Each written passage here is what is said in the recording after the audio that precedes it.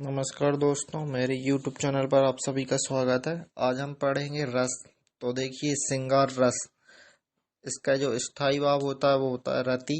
तो श्रृंगार रस की परिभाषा: किसी काव्य में नायक तथा नायिका के मिलन प्रसंग तथा विरह का वर्णन हो, उसे श्रृंगार रस कहते हैं। श्रृंगार रस को रसों का राजा कहा जाता है। श्रृंगार रस दो प्रकार के होते हैं, संयोग श्रृंगार और वियोग श्रृंगार। अब देखिए, संयोग श्रृंगार, जहाँ नायक तथा नायिका के मिलन प्रसंग का वर्णन हो, वहाँ संयोग श्रृंगार रस होता है। उदाहरण देखते हैं इसका। उदाहरण के लिए, बतरस लालच लाल की मुरलीधरी लुकाए, सोए करे भोई हंसे दे कहीं नटी जाए। ये संयोग श्रृंगार का उदाहरण है। अब हम देखते हैं वियोग श्रृंगार, जहाँ नायक तथा नायिका के विरह का वर्णन हो, वहाँ वियोग श्रृंगार होता है। उदाहरण के लिए, हे खग मृग हे मधुकर श्रेणी, तुम देखी सीता मृग नैनी। ये आपका वियोग श्रृंगार का उदाहरण है।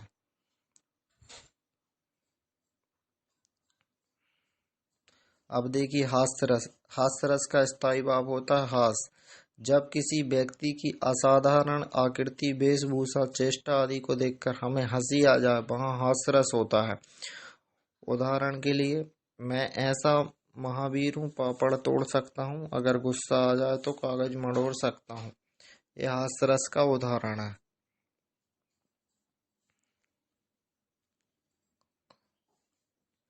अब देखिए, करुण रस।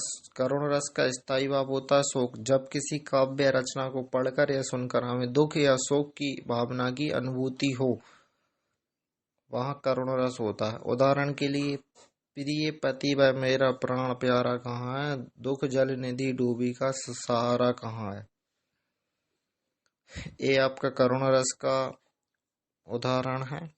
अब देखिए, रौद्र रस। रौद्र रस का स्थायी भाव होता है क्रोध। जब किसी काव्य या रचना को पढ़कर या सुनकर हमें क्रोध आ जाए, वहाँ रौद्र रस होता है।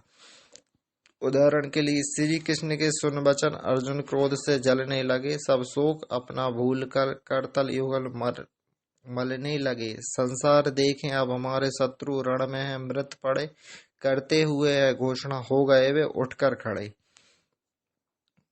अब देखिए, वीर रस। वीर रस का स्थायी भाव होता है उत्साह। जब किसी काव्य को पढ़ने या सुनने से या किसी कार्य को करने से हमें उत्साह आ जाए, वहाँ वीर रस होता है। जब किसी काव्य को पढ़ने या सुनने से या किसी कार्य को करने से हमें उत्साह आ जाए, वहाँ वीर रस होता है। उदाहरण के लिए, बुंदेलों हर बोलों के मुँह हमने सुनी कहानी थी, खूब लड़ी मर्दानी वह तो झांसी वाली रानी थी। अब भयानक रस। भयानक रस का स्थायी भाव होता है भय। जब किसी काव्य को पढ़ने या सुनने से या किसी दृश्य को देखने से हमारे मन में भय उत्पन्न हो जाए,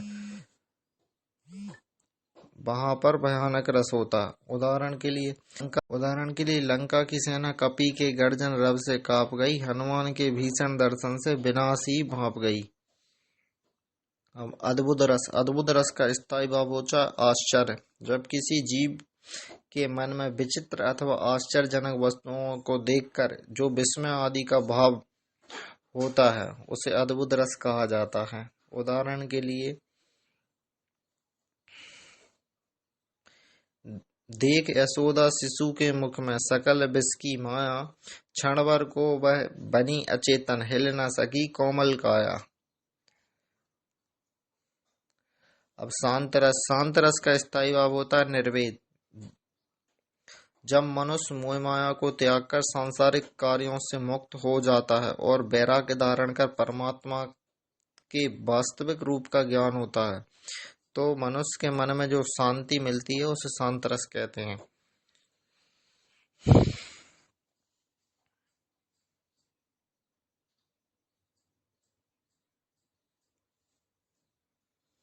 उदाहरण के लिए,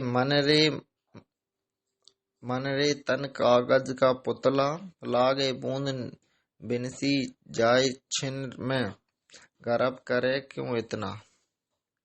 बीभत्स रस। बीभत्स रस का स्थायी भाव होता है जुगुप्सा। काव्य को सुनने से या किसी दृश्य को देखने से हमारे मन में घृणा उत्पन्न हो जाए, वहाँ बीभत्स रस होता है। किसी काव्य को सुनने या पढ़ने से या किसी दृश्य को देखने से हमारे मन में घृणा का भाव आ जाए, वहां पर बीभत्स रस होता है। उदाहरण के लिए, सिर पर बैठो काग, आंख दो खात निकारत, खींचत जीभे सियार, अति आनंद उड़धारत।